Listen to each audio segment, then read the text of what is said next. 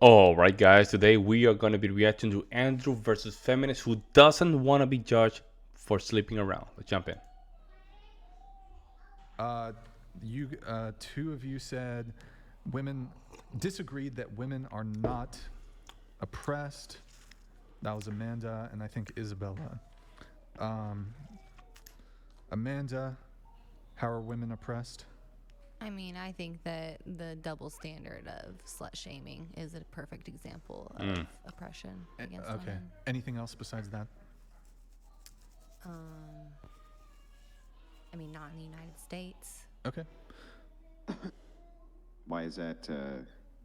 I don't actually understand. How's that oppressive? They're oppressed. They can't be sluts, Andrew.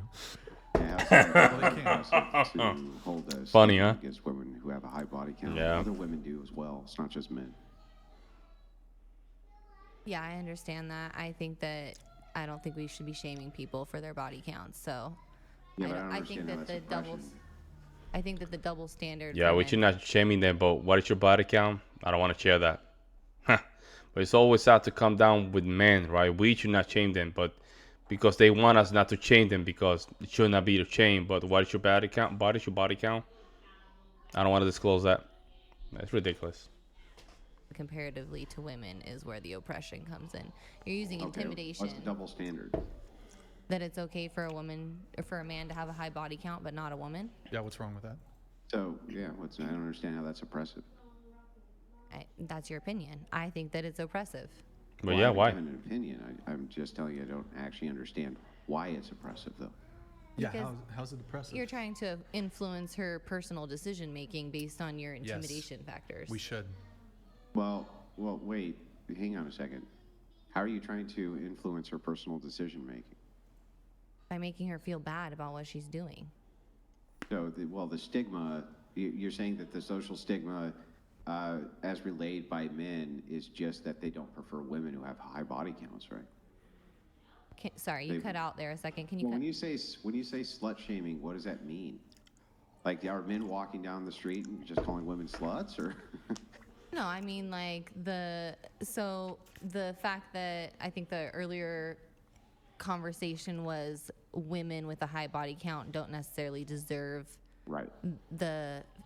what was the term? A traditional man. A chivalrous or traditional man. Well, I was making that argument when it comes to sex workers, but sure, yeah, like Yeah. I'm fine with it. yeah, I'm Go fine ahead. with that. And so I think that, having that perspective is, let me think about how to articulate this. So the oppression comes from the judgment position, right? Like at the end of the day, the judgment does not lie with you, the individual. It lies between that person and who they are meeting at the end of their life. And so that's where I think that trying to use our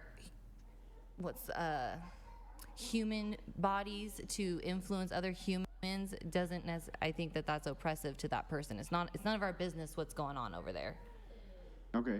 Let's say for a second that, I don't know, 70% of men, or no, let's make it higher. Let's say 90% of men and 90% of women were not promiscuous and stayed virgins until the day they got married, and only 10% didn't. Would it be okay to slut shame then? Slut shame the 10%? Mm-hmm. No, I don't think that you should shame anyone for their sexuality or Okay. activity. Now, okay, gotcha. So the oppression here, if it came from both men and women, would be creating the social stigma around the promiscuity, correct? The oppression would be surrounding the promiscuity. Yeah. Yeah, stigma around it. Yeah. Like, I'm anti this. Yes. Yeah, but the thing is like, can you think of a better way to influence out of society things that you don't want in society than using social stigma? I mean, I think you used this example recently, and like the rebuttal that came to mind for me would be prohibition, right? Like the government tried to kind of like get our drinking problem under control by. Well, that wasn't by stigma, that was via lawfare. So they just outlawed it outright. It was not due to social stigma. So nobody's outlawing you. But there quote, unquote, was being a slut, stigma right? that led to the legislation. By women. From women, yeah. Yeah, I told you. I went deep a little bit on this. To see what was happening. It was actually women that was pushing this because they thought that by eliminating or legal, making it illegal for drinks, this is how they think. Making it illegal would just disappear, right? The alcohol would disappear.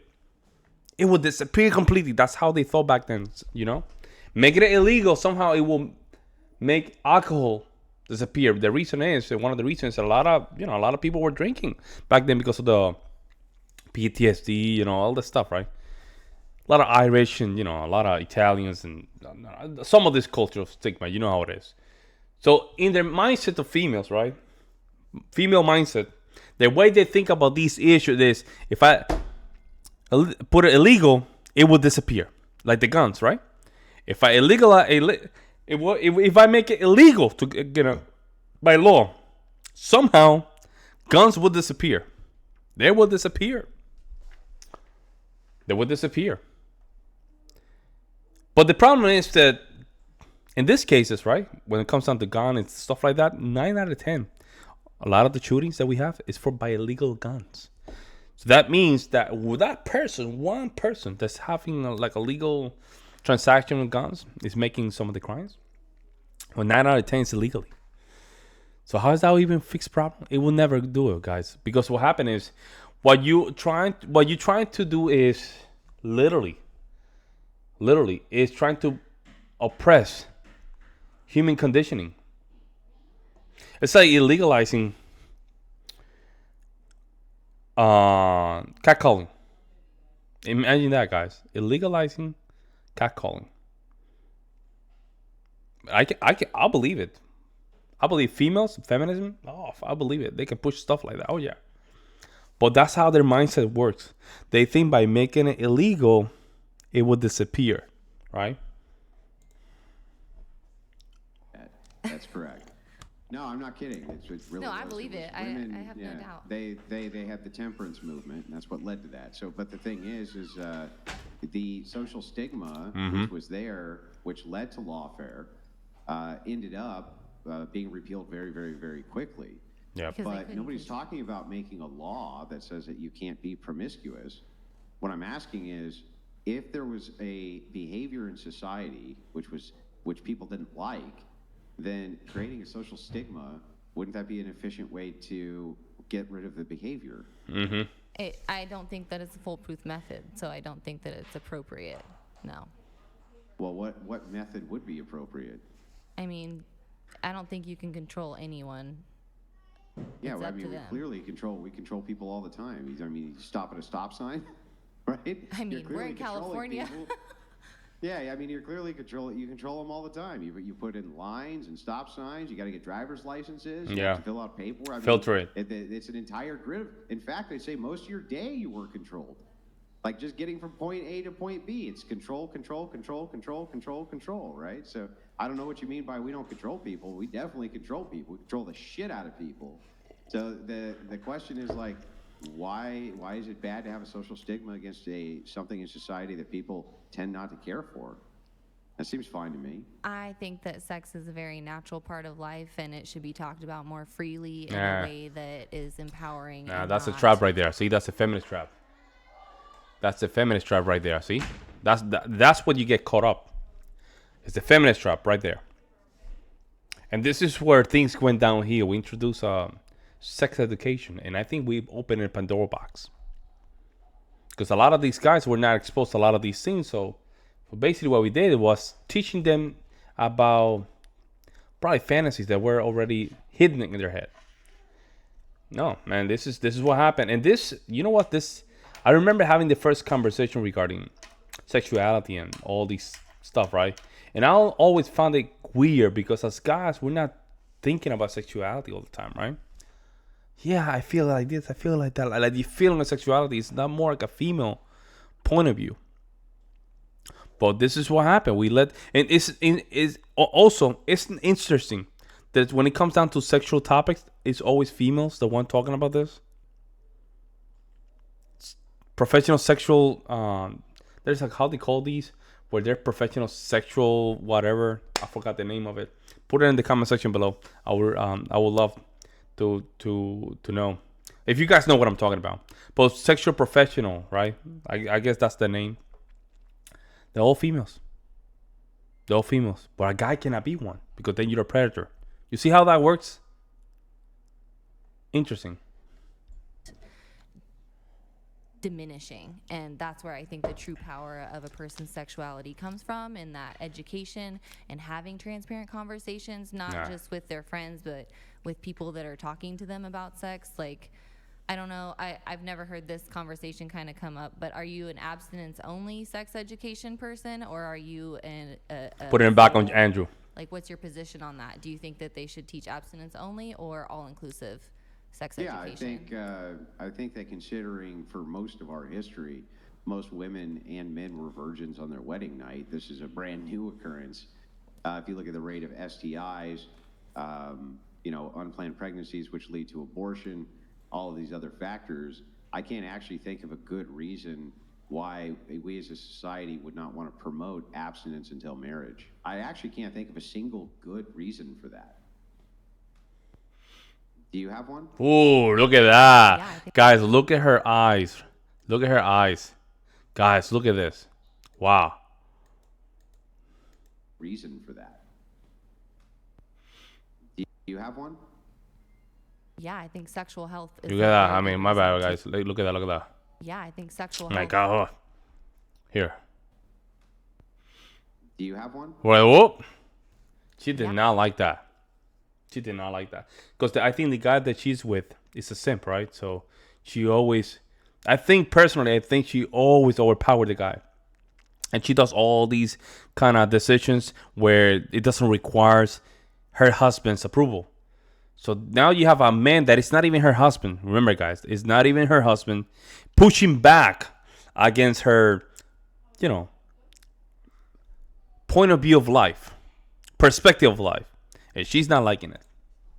Yeah, I think sexual health is a very good reason to teach all-inclusive sex education. What would that have to do with sexual health? Being aware of what's supposed to be happening with your body and what's not. Yeah, you can be aware of all of that and stay abstinent.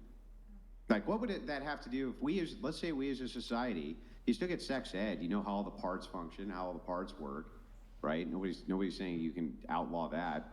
We've had sex ed, by the way, for a long time, but I don't agree with how it's taught now, by the way. If we as a society said, okay, we're going to run a national campaign, and the national campaign is designed to promote abstinence until marriage and not sleeping around with people outside of marriage, what would actually be the negative side effect to society of that?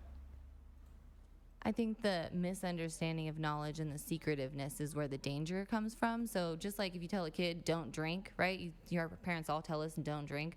We all end up stealing alcohol from our parents and having bad experiences. No, we don't. So I never done that. I never done that. I never done that in my life. I don't know what you're talking about. See, this is what happened. Now she exposed herself. I never stole alcohol from my parents. Never did. Never did, guys. My mom and my father and my uncles, they're all smokers, guys. All smokers. Never smoked. The only time that I smoked was when I was 10 years old. It was a social pressure. And that traumatized me, by the way. And it was only like a one sock. Never did it afterward. But afterward, I remember it was all my uncles, all my aunties, even my brother. They constantly smoked. I never did. Never did, guys. Never did. Not a huge drinker either. Never did.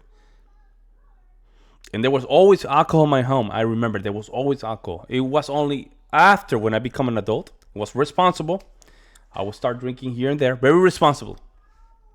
So what she's saying right now is pure projection, guys. I think it's better So to why not have... just hand them the beer? I mean, there are some parents that do. Yeah, so I mean, so your argument here is like, you gotta go fuck people, or else you gotta go fuck people. I think you should have a pretty solid understanding of your So go with awareness people. Yeah. before you go into a committed we run a relationship. national campaign? So why wouldn't we instead run a national campaign advising people to go have as much sex as possible? I mean, I would tell people they should masturbate for sure. Oh my God. Yeah, you want a national campaign? For Oh, the masturbation? worst thing ever, man. So, That's Your argument. that. As for men, guys, if I knew this earlier, masturbation is your worst enemy. Masturbation is your worst enemy. It will create the worst out of you. It will stop you to conquer a lot of things in life. It will stop you to reaching your best self. Because masturbation, semen retention, is your energy, is your drive. I think Theo Vaughn speak about this. I think he talked about this in one of his last podcasts. About how corn and juice in the pickle really just mess him up. And he will just have a date, and all of a sudden he will just get one nut, and afterward he will not go to the date. That was one experience right there and there that he missed. But it makes sense because the energy, the drive, right? The energy and the drive to get that experience it's already gone. So this is always female point of view. We never talk about sex education from the perspective of men. It's all female perspective. Argument here is, so let me just ask you this.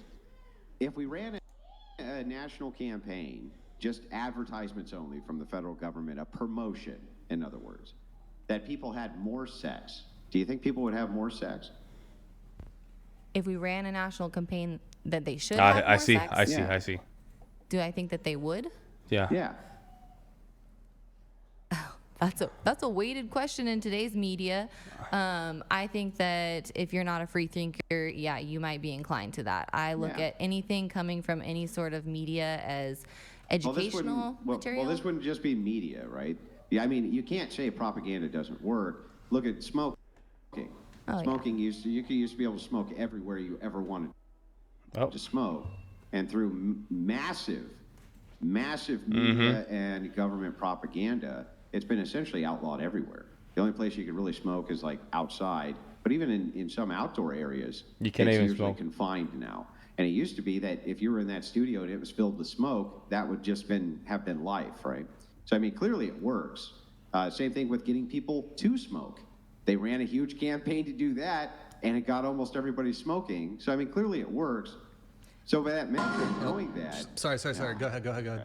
So by that metric, knowing that, if you were to run a national campaign for abstinence, don't you think less people would have sex? If they saw that as like being patriotic, and there was less social, and there was a big social stigma against it, and all the W, guys. agencies were telling you this is bad for the country, we need to not do this, don't you think less people would have sex? It could be likely. She's doing likely because Andrew did something very good. He said, would you agree if we ran a campaign of people promoting sex, we'll have more sex? You didn't deny it. You know why? Because we're currently doing it. Through music industry, from music videos, even the social media, we're promoting it. OF, right? So that means she's saying yes to that, or even agree or not disagreeing with that. When he threw the ball back to her, the other way around, she had to agree, guys. Masterful. So I mean, so my question is like, what are the negative side effects of that? Of less people having sex before they're married? I'm going to have her answer. You guys can continue. Very good. Let me know what you guys think. I will see you in the next one.